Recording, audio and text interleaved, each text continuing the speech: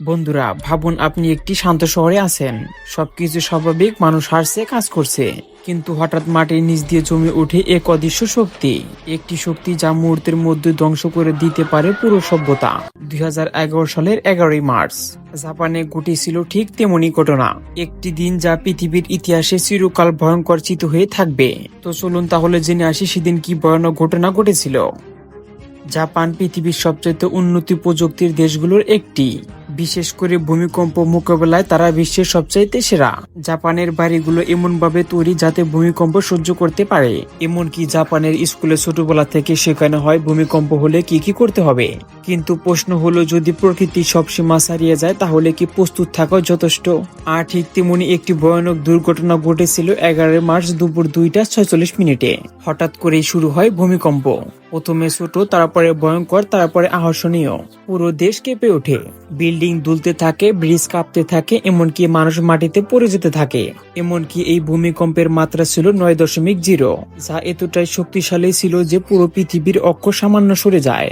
এমনকি দিনের দৈর্ঘ্য মিলিসেকেন্ডের জন্য কমে যায়। কিন্তু এই গল্প এখানে শেষ নয়।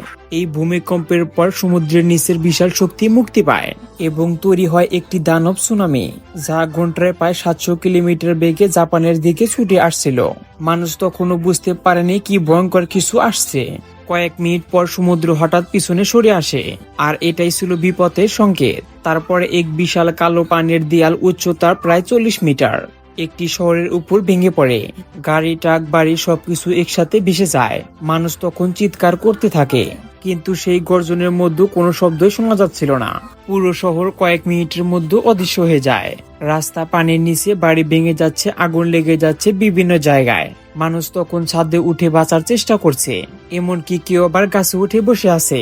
কিন্তু সেই পানির স্রোত ছিল অপ্রতিরোধ। এরপর শুরু হয় আরেকটি ভয়ানক অধ্যায়, ফুকুশিয়া নিউক্লিয়ার প্ল্যান্ট। সুনামির কারণে প্ল্যান্টের বিদ্যুৎ চলে যায়।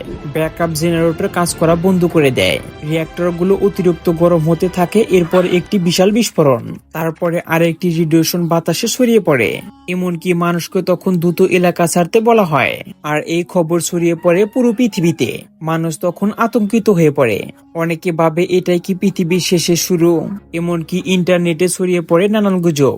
নিউজ চ্যানেলগুলো একের পর এক ভয়ানক আপডেট দিতে থাকে। এমনকি উদ্ধারকারীরা শুরু করে অসম্ভব এক লড়াই। ধ্বংসস্তূপ সরিয়ে খোঁজা হয় জীবিত মানুষ। কেউ 2 দিন পরে উদ্ধার হয়, কেউ আবার 3 দিন পরে। একটি ছোট মেয়ে ধ্বংসস্তূপের নিচে আটকে ছিল। এরপরে তাকে জীবিত উদ্ধার করা হয়। আর এই গল্পগুলোই মানুষকে আশা দেয়।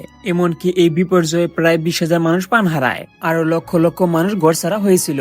এমনকি অর্থনৈতিক ক্ষতি শত শত কোটি মিলিয়ন ডলার। এটি ছিল ইতিহাসের সবচাইতে ব্যয়বহুল প্রাকৃতিক দুর্যোগগুলো একটি। কিন্তু জাপানে এত বড় ক্ষতি হওয়ার পরে কিন্তু তারা আবার ঘুরিয়ে দাঁড়িয়েছিল। তারা আবার পুনর্গঠন করেছিল তাদের শহরকে। কিন্তু সেই দিনের ভয়ানক স্মৃতি আজও বেঁচে আছে। 2011 সালের সেই দিনটি আমাদের শিখিয়েছে প্রাকৃতিক শক্তি অসীম আর মানুষের জীবন খুবই অঙ্গল।